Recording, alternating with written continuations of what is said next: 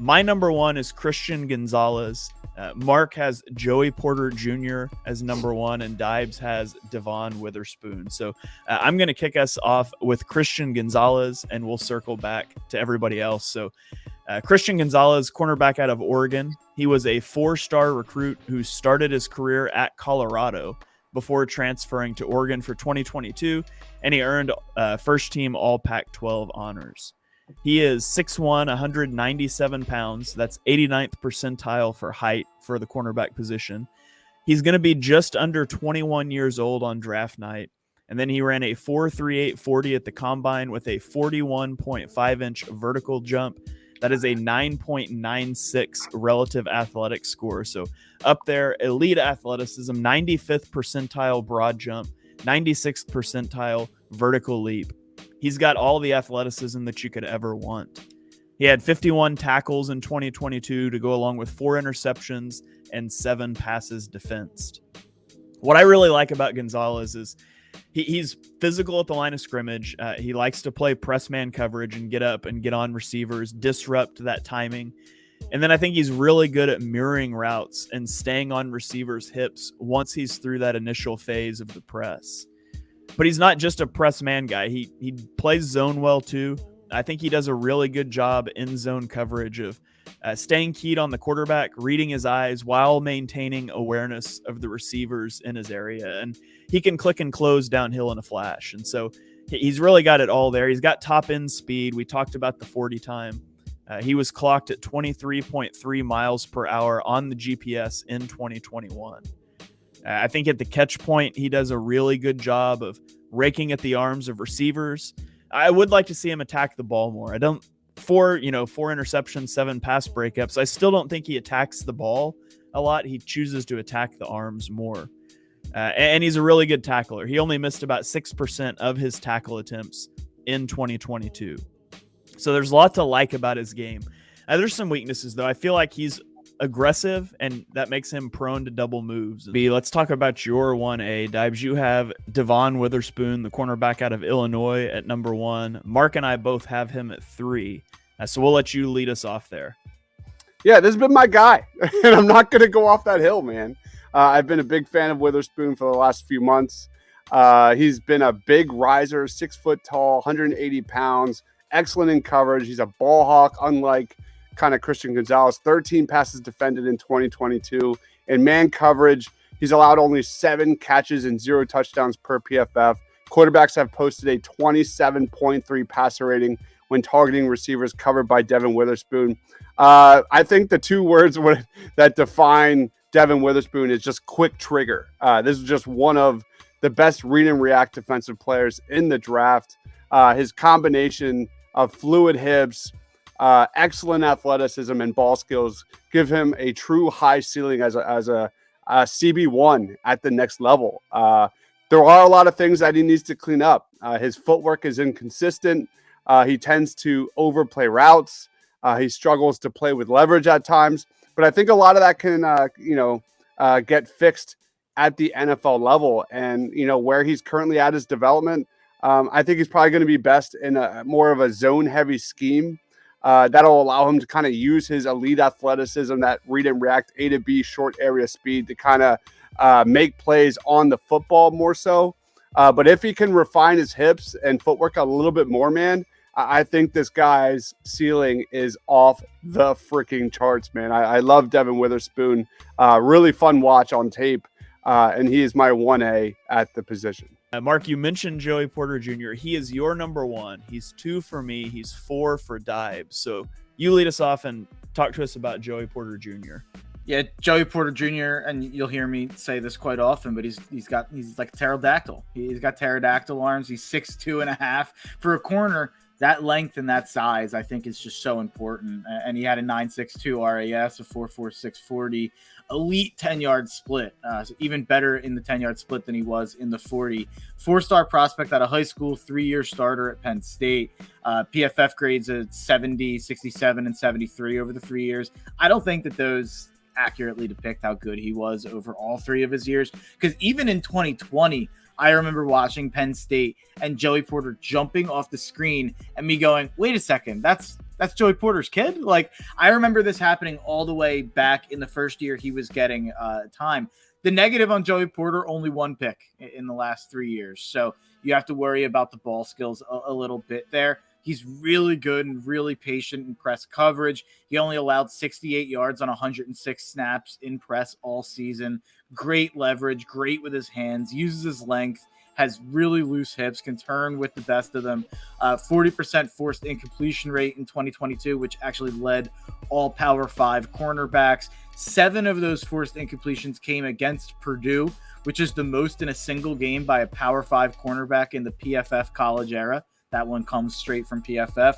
He gave up 15 catches for 143 yards on 30 targets with 0 touchdowns last year. He allowed just 3.7 yards per passing attempt as the primary defender, which was 5th.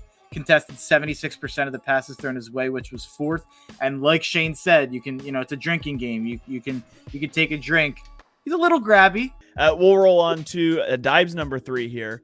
And man, this opens up a whole. Well, we'll just do your number 3, Dibes. Is Brian Branch. He's number 5 for Mark. He is number 6 for me. We're talking about the safety out of Alabama. So why don't you talk to us about him? You can add Brian Branch into the basket of guys that I refuse to get emotionally invested in because I know Howie Roseman will never touch him in round 1. I'm just not going there. But I love this guy. Versatility is this guy's number 1 calling card. Excellent read and reactability. He can blitz the quarterback. He can make plays on the ball. I think he's a plug-and-play starter in the NFL from day one. He can thrive at safety. He can thrive at corner if you need him. He can match up well against size. He's got really good burst and transition quickness to play sticky coverage. Just some of the best eyes, tackling ability, blitzing capability, versatility to just be a true high-end starter from day one. This guy is a sure thing that should be available for the Eagles at number 10. This is one of my favorite scenarios for the Eagles actually to kind of trade back a little bit and look at. So Brian Branch, man, he struggled a little bit against wide receivers in vertical routes, but I just think this guy could be potentially a defensive rookie of the year candidate if he's in the right system.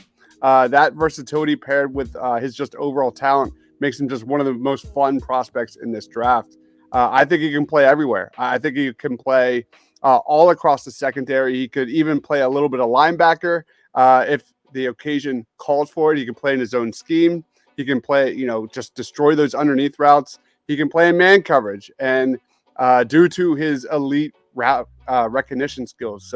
And I think he can play in the slot. I think when you look at the Eagles' needs at the safety position with possibly Chauncey Gardner-Johnson on the move, we'll see. But he just checks off so many boxes. Cam Smith, cornerback out of South Carolina. He is a 4-star prospect, a 3-year contributor for South Carolina who had 91 tackles, 3.5 tackles for loss, 6 interceptions, and 18 pass breakups across his career. He is 6'1", 180 pounds, which is 8th percentile for weight. We'll get to that. He ran a 4.43 40 at the combine, 38-inch vertical, 11.2 broad jump, and that all coalesced into a 9.57 relative athletic score.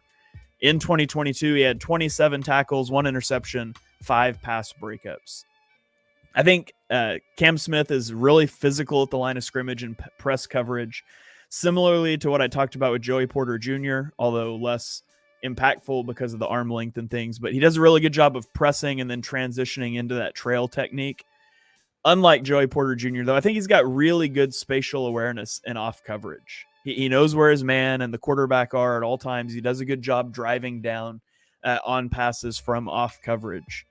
In 2021, he played outside, but then he moved between outside and the slot in 2022. He took 357 snaps at the boundary, 196 in the slot. So there's some versatility there. He is a ball hawk. He was targeted 94 times in his career, and 22 of those were intercepted or broken up. And so he loves to go make a play on the ball. He's a very willing tackler. He's not afraid to stick his nose in the fan. Unfortunately, his technique's not the best. In fact, I would say it's probably flat out bad. He tries to cut the feet instead of wrapping up a lot of times. He had a 16.3% missed tackle rate. And so he's going to have to clean that up, especially if he's going to play in the slot. You've got to be a better tackler than that. I think he takes bad angles in the run game at times, and take a drink, but he's grabby downfield, especially against double moves. So he's definitely grabby. Yeah. Yeah. That leaves us with Mark's number 4. It is Emmanuel Forbes. He's the cornerback from Mississippi State. He's 5th on Dibe's board. He's 8th on mine. So Mark, take it away, Emmanuel Forbes. I think this is my number 1 riser from when the season ended to now, which is funny because he didn't have a great combine in terms of the weigh-in aspect of it, but he was great everywhere else in terms of that combine. But I've just had more of a chance to dive deep into the tape and research this guy more. And man, I think he's so good on film. Like, I think he's so talented. This is, like you said, you were standing on the table for Paulson Adebo a few years ago. I feel like he's going to be available at 30 and then again in the second round potentially. And I'm just going to be like, what are we doing? Like, this guy's going to be a stud. Even though I do understand the concerns, obviously 166 pounds, 6 foot and a half, still a 9.32 RAS.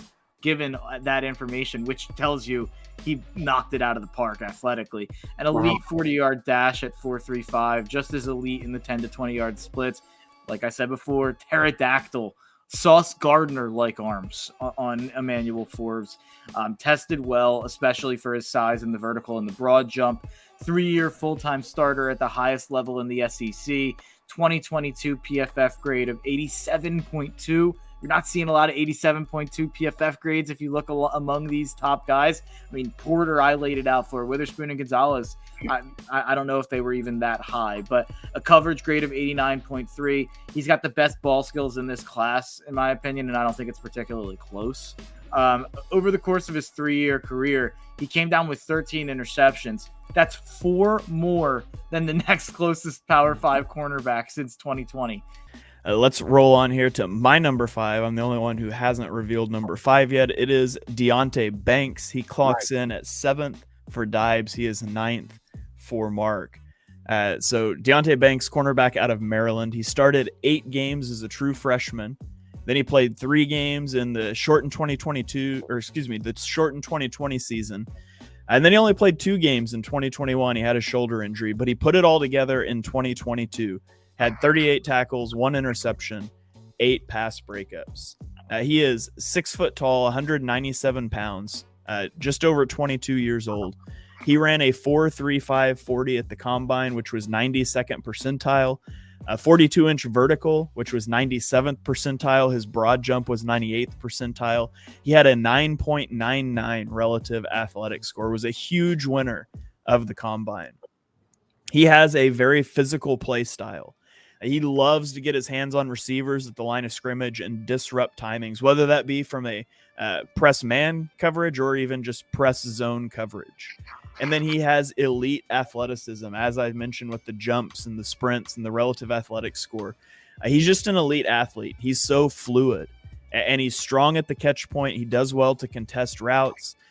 When he's in off coverage, he clicks and closes really well on underneath routes.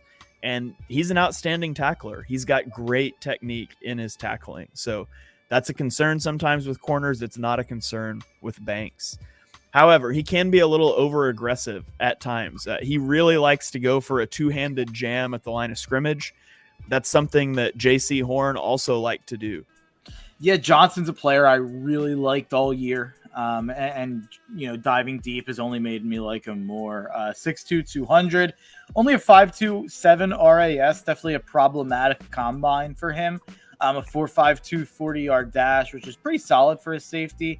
81.6 PFF grade in 2022, 87.4 PFF grade in 2021. Great in run defense, solid in coverage. 2-year starter, 3-year contributor at Texas A&M. He was a high-level slot cornerback in his 2 seasons starting for Texas A&M. There's no reason to think that can't continue in the NFL if you wanted to use him in that way, I think. But I think that a big part of why I'm high on him, and Dibes or Shane kind of mentioned earlier, I have a tendency of falling for these guys who have that positional versatility and that flexibility at the next level. I think he's definitely versatile. I made up a word, versatile. I do think he's got the size and traits to be a true safety, but he can play slot corner. He can even play like dime linebacker in some packages. He's super, super versatile, plays great against the run, masterful at defending screens, huge tackle radius, crazy burst. You'd like to see more plays on the ball, but you'd think you'll see more of that at safety because he was playing so much slot corner. I don't think he was really put in position to use ball skills or really even develop those. So that might be something you're developing at the next level. I don't know if that's lack of athleticism, but you'd think the length would help there, especially at the safety position. I think the NFL comp is a guy who just got paid a lot of money by the Atlanta Falcons, I believe, Jesse Bates. Pretty exact athletic comp there. Would need to improve his ball skills to live up to that Bates comp, but I think that a lot of that I'm projecting because I just don't think he was put in position to succeed there in terms of making plays, in terms of turnovers. We've got some interesting thoughts on Ringo, but Dibes, you lead us off, and we'll circle back. Just elite athleticism, quick trigger, strong ball skills, really good length. He can blitz. He can, set the edge. I think he has the ceiling of a 3-down starter, whether that's at cornerback or safety. I think that's a positive, but great size, 6'2", 205 pounds. He had a great 40-yard dash time at 4.36. That was 5th best among defensive backs at the combine. He's a big-time playmaker. And I think, this guy is, kind of an interesting point of discussion when it comes to his ceiling and upside because he's pretty polarizing in many respects. I think he's a first-round talent. I think he's extremely raw, clearly less refined than a lot of these corners on these big boards here. I think he can get beat up a little bit with really good route running. I think we are overreacting to getting destroyed by Marvin Harrison Jr., who could, at this point next year could be one of the best college wide receivers of all time. He's going to be a top 5 pick. That's how good Marvin Harrison Jr. is. So I think, he needs to build his technique. I think he has all the physical traits. I think he's an absolute home run pick, first rounder in my book. And I really like Keely Ringo. I think he has everything you look for when it comes to tools, when it comes to physical measurables, things like that. I think Keely Ringo gets too much hate around most draft circles. Dibes has Sidney Brown as his number 8. He is number 11 for me, so he's just outside my top 10, first guy out. So Dibes, talk to us about Sidney Brown. Yes, talk about position versatility because that's what Sidney Brown brings here. Great instincts, big time production. I think he's underrated. He's been one of the true risers of the draft process, dominated at the Senior Bowl, had a really good day at the combine, polished coverage skills, really good speed, physical at the stem, really good balance, really great short area balance or short area quickness.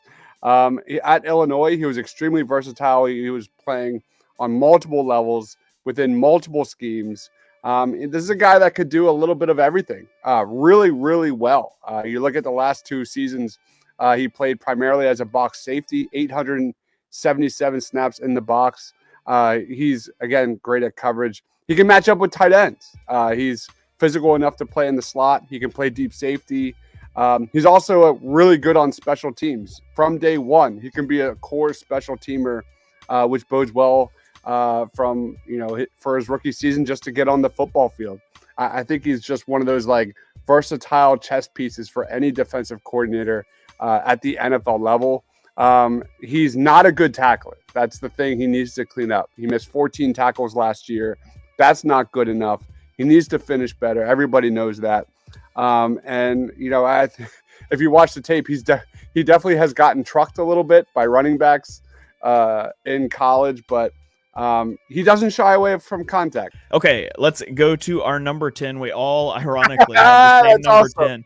It's the only place in this entire top 10 that we were all the same. And it is Clark Phillips III. And so I'll lead us off here with Clark Phillips III out of Utah. He was a 31-game starter with 9 career interceptions, 4 of which he returned for touchdowns. 2022, he was the Pac-12 Defensive Player of the Year. This guy is small, 5'9", 184 pounds. That is 7th percentile for height, 16th percentile for weight. He is 1st percentile for arm length. So he's got the little T-Rex arms. He ran a 4.51 40-yard dash, which is 44th percentile, but his 10-yard split was a 1.51, which is 74th. So that's good. He's strong. He had 18 reps on the bench. When I watch his strengths, he's a twitched up, explosive athlete. He gets where he's going fast. He mirrors routes well, and I think he's really fluid in his transitions throughout routes and just his lateral agility, mobility. And then he's got exceptional ball skills. He's disruptive at the catch point when he's not able to make a play on the ball. But even with his little tiny T-Rex arms, he's able to make a play on a lot of balls. Weaknesses, he is a willing tackler. He just struggles due to his size and his frame. Teams targeted him in the running game, and he struggled to get off blocks and bring down ball carriers. And that's going to be something that he's going to have to work on. It's not so much play strength. I mean, he's strong. It's just his frame. He's going to have to get better at deconstructing those blocks. He played 374 snaps on the boundary, and then he played 214 in the slot. And his profile makes him a slot corner, but his run defense, it makes him a boundary corner. And so he's either going to have to improve his run defense to stick in the slot, or you're going to be playing a guy with 29 and an 1/8 inch arms out at the boundary, which is also not an area that you want to live in. So he's a little bit of a tweener. Dives, Mark, we watched a lot of guys. Did you guys have any honorable mentions, guys that just missed your top 10 that you want to give a shout out to? Dives, I'll throw it to you first. The guy I really want to throw out a shout out for is Chris Smith out of Georgia. Just the Swiss Army knife of the defensive backs in this draft, man. He's incredibly good at all things, just like my other kind of safeties in this class. Smith's versatility and leadership are the standouts here. He was a captain and a key on-field communicator for Georgia's two historically dominant defenses. Georgia used him in multiple ways. They played him deep. They moved him in the box. They played him in the slot. He can cover ground really quickly. His physicality and willingness as a tackler was also really impressive, especially at the line of scrimmage. He reads route combinations in front of him, read and react just in a flash. He's got some missed tackles on film for sure. And he's not an elite ball hawk, but he can contribute on special teams from day one. He's not a turnover creator like an Emmanuel Forbes, but I think this is a high floor safety prospect that should be drafted on day 2. He dominated the Senior Bowl, and he's just always around the football. Christopher Smith, man, is one to watch. I wanted to highlight my clear number 3 safety, because, since we're doing top 10 DBs, it almost feels like the safeties get lost in the shuffle a little bit because corners are a little bit more valuable. But I think Jordan Battle is the clear number 3 safety in this class for me out of Alabama. 6'1", 210, 8.99 RAS, long arms, great in the 40, even better in the 10 and 20-yard splits. 4-year starter under Saban at Alabama with tremendous athleticism. Sign me up. That's all you need to tell me. There's a couple things right there. He offers the size, speed, and pedigree to become a starter early in the NFL career at the next level. Not a fantastic tackler, but makes the plays in front of him. Run support consistency diminishes away from the line. He's not great at reading open field cuts, but he's got the physical and mental makeup that you want in a safety and in a leader of your defense. Versatility to cover the slot and support versus to the run in the box. He moves fluidly in coverage, transitions with good balance. 81 PFF grade at the highest level of the SEC. Returned 3 of his 6 career interceptions for touchdowns. Doesn't mean much, but it's a fun stat. And his NFL comp, I would say, is Justin Reed. Wait, I want to just throw this out there. I am shocked Mark didn't go with J.L. Skinner there out of Boise State, man. If you love Antonio Johnson, J.L. Skinner is like 6'4", 220 pounds, moves like a linebacker. He's right after this. I'm always partial to Nick Saban D-backs. I mean, we can go back to last year and talk about how I had Josh Jobe ranked like 98th So, like, yeah, I mean, I always fall in love with Alabama D-backs, and I think Saban can really coach him up, especially at the safety position. For my honorable mention, I'm going to shout out Julius Brent from Kansas State. I just loved watching this guy. He's 6'3", 198 pounds. Like, go to Mock Draftable and look up Julius Brent spider chart. It's just a shaded in circle. He's 96th percentile height, 99th percentile wingspan, 98 arm length, 83rd hand size, 96th vertical, 99th broad jump, 98th three cone drill. He had a 9.82 relative athletic score. He's just a freak athlete. He had 45 tackles, 3.5 tackles for loss, 4 interceptions, and 4 passes defensed this year. He's just a big physical corner who excels coming downhill against the run, against underneath passing concepts, and he likes to play from off alignments. That's where he's used best. He uses his length well when he is asked to press to disrupt releases, but I think you primarily want him in off coverage, where he does a really good job reading route concepts from his zone alignments, and he reacts appropriately. Like, he carries the guys where he's supposed to. He keys off the quarterbacks. I will say at times I think he gets a little tunnel visioned on the quarterback and he loses receivers, but not often, but you do see it. I also think he's a little slow to flip his hips when he carries vertical routes. Like, he gives up separation while he's transitioning that he doesn't have the speed to make up. His 4.5 340, so he's not elite burner speed, but his athletic profile is elite almost everywhere else.